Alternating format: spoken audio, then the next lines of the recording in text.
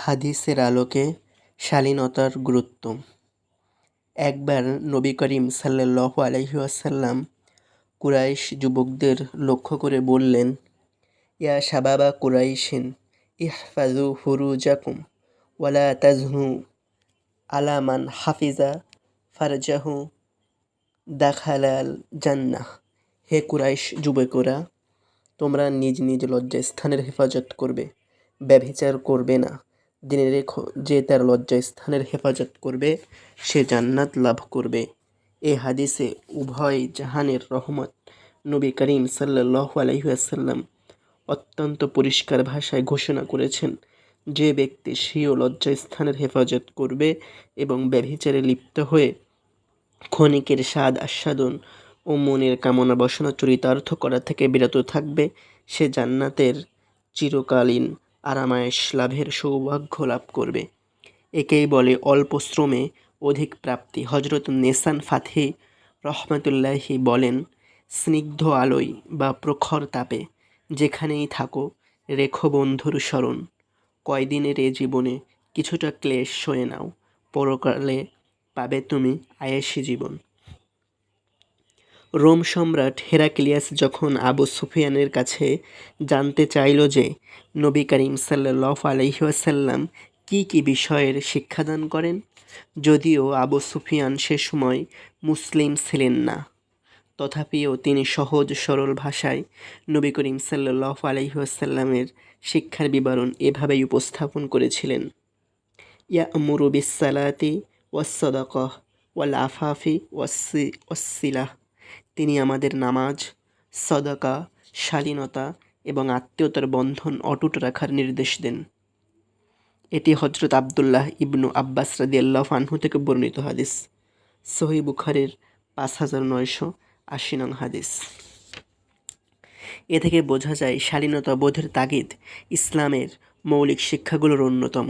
বরং এভাবে বলা যায়, ইসলামী সমাজ ব্যবস্থার ভিত্তি যে সকল খুঁটির উপর প্রতিষ্ঠিত, সেগুলোর মধ্যে একটি বিশেষ খুঁটির নাম হচ্ছে শালীনতাবোধ। শালীনতা নবুয়তের অংশ। আম্বিয়ায়ে কেরাম ওই সকল পবিত্র সত্তা ছিলেন যাদেরকে আল্লাহ তাআলা মানবতার হেদায়েতের জন্য নূরের মিনার বানিয়ে পাঠিয়েছেন। তারা নিজেরাও পবিত্র ও শালীন জীবন অবলম্বন করেছেন এবং তাদের উম্মতদেরও অনুরূপ তাগিদ দিয়েছেন। সুতরাং শালীনতাবোধ নবুয়তের অংশবিশেষ। আল্লাহ তাআলা যখন হযরত জাকারিয়া আলাইহিস সালামকে পুত্র সন্তানের সুসংবাদ দিয়েছিলেন, তখন তিনি বলেন, আউযু বিল্লাহি মিনাশ শাইতানির রাজীম, বিসমিল্লাহির রহমানির রহিম, ওয়া সাইয়্যিদান ওয়া হাসুরান ওয়া নাবিয়্যাম মিনাস সালিহিন। সে হবে নেতা, নিজের প্রবৃত্তিকে সংবরণকারী এবং নবী ও উচ্চ পর্যায়ের পরিশুদ্ধি অর্জনকারীদের একজন। এটি সূরা আলে ইমরানের 39 নং আয়াত। আরবি ভাষায় হাসুরুন বলা হয় এমন সত্তাকে যে স্বীয় কুপ্রবৃত্তিকে সংবরণ করতে সক্ষম হয় এবং প্রবৃত্তির প্ররোচনা থেকে বেঁচে থাকে।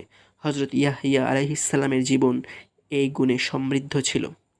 যখন মিশরের বাদশার স্ত্রী জুলাইখা বদ্ধ ঘরে সুবর্ণ সুযোগ মনে করে হযরত ইউসুফ আলাইহিস সালামকে পরিষ্কার শব্দে নিজের মনের কামনা বাসনার কথা প্রকাশ করে, তখন হযরত ইউসুফ আলাইহিস সালাম সাথে সাথেই বলে উঠলেন, মাআযাল্লাহ, আমি আল্লাহর আশ্রয় গ্রহণ করছি। যদিও এই কুপ্রস্তাব প্রত্যাখ্যানের কারণে হযরত ইউসুফ আলাইহিস সালামকে জেলখানার শাস্তি ভোগ করতে হয়েছে, কিন্তু একসময় জুলাইখা নিজেই স্বীকার করে নিয়েছে যে ওয়ালাকাদ বিসমিল্লাহির রহমানির রহিম ওয়ালাকাদ রাআতুহু আন নাফসিহি ফাস্তাসমা। আমি আমার উদ্দেশ্য চরিতার্থ করার জন্য তাকে ফুসলিয়েছিলাম, কিন্তু সে নিজেকে সংযত রেখেছে। এটি সূরা ইউসুফের 32 নং আয়াত। আল্লাহ তাআলা হযরত ইউসুফ আলাইহিস সালামের প্রশংসা করে বলেন, বিসমিল্লাহির রহমানির রহিম, কাযালিকা লিনাসরিফা আনহু সুআ ওয়াল ফাহশা ইন্নাহু মিন ইবাদিনাল মুখলিসিন।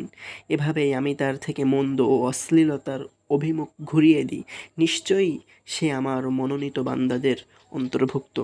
এটি সূরা ইউসুফের 24 নং আয়াত। এ থেকে বোঝা যায় যে আম্বিয়ায়ে কেরাম সকলেই ছিলেন আল্লাহ তাআলার বিশেষ মনোনীত, যারা পবিত্রতা ও শালীনতার জীবন অতিবাহিত করেছেন। সুতরাং এ কথা প্রমাণিত হলো যে শালীনতা নবুওয়াতের অংশ।